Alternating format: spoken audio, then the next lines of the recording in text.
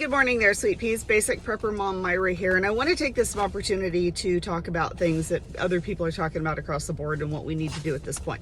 So we know that things are just really amping up overseas. Now, whether that is they're doing or the U.S. being involved somehow, whatever the situation, at this point, I really don't trust anything that's going around. I don't trust anything that the governments are telling us right now, because we all know that they tell us what they want us to hear, right? So what does that mean for us? Well, right now, I think the three main things to focus on, and others are talking about this as well, it's not just me, are food, water, and medication. Those are the three main things that you need to focus on right now to stock up and store.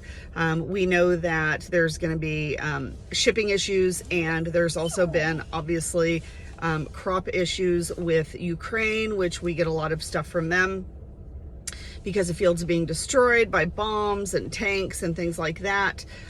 So they're not having, their winter crop is not producing over there. So our food is definitely going to be cut down, and we're not being able to import stuff from them, as well as other countries over there.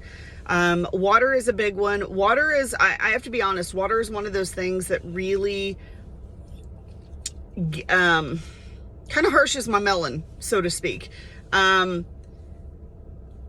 I have all kinds of feelings about stocking up on water and storing up on water and where to get water. And I'm not quite sure.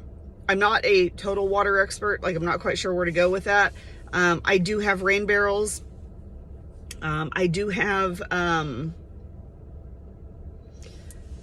bottles of water that I store up and things like that. But I think that people who are in smaller areas, living areas, are very limited to what they can do. But I think water is also one of the most important things that you need to stock up. So however you can stock up, if it's the gallon jugs, if it's the 5-gallon jugs, and you have places, you know, to store them, to stack them, whatever you have to do, definitely make sure that you stock up on your water. Medication is another big one. We know that we get a huge percentage of our medication, both prescription and over the counter, from China. And I don't know if they're going to be importing that anymore. They've not only had the lockdowns, they're talking about the manufacturers over in China locking down because of the V thing that's going on, you know, that that thing that's going on. But also because of their possible involvement with Russia over there. So we may be not getting the amount of medication that we normally do. I would definitely say stock up on over-the-counter medication and stock up on prescription medication as much as you can. I know I've talked about that before. I don't have any other answers for you as to how you can do that better. But definitely I would say stock up on your basic over-the-counter medication. Sorry. Whew. My mind is going 1,000 miles a minute.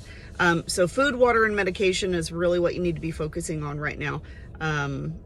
I definitely think it's going to get worse before it gets better. And my thoughts is that before 2024, we will see some sort of conflict here in the U.S. And I'm not sure how that's going to look. But the White House has also come out and said that they are, that a cyber attack is imminent. And a lot of people are very, oh, well, so I can't get on my phone. I can't get on the internet. Well, if we get hit with a cyber attack, depending on the severity and depending on the type, we will be looking at some really severe consequences. Because if there is a true cyber attack, not only does it affect your cell phone service, obviously, and the internet, but you won't be able to access your banks, your money. You won't be able to access your friends or family. Your communication would be down. Pipelines would go down as far as fuel, water treatment centers. Basically everything that we have in our society is pretty much run on internet or some sort of cyber communication, and all of that will just stop. It will be a dead zone. Nobody will have access to anything. So we definitely need to be prepared. Now, whether that's going to come from somebody overseas, one of the countries over there, or whether it's going to be our own government coming in and blaming it on them, I don't know. There's a lot of conspiracy theories out there, and it doesn't matter, to be quite honest. It doesn't matter who it comes from. the end result is that if it does happen, it will affect us. So you need to make sure that you're prepared as much as possible for that potential cyber attack. If that means that we can't get on the internet, like I said, continue to start, printing your papers off, getting your binders together on, instructions and information that you may or may not need. Do that while you still can, and continue to prepare your food, your water, and your medication storage. All right. Once again, if you have any questions, please reach out. I will be more than happy to help you with that. And I hope you guys have a wonderful, amazing day.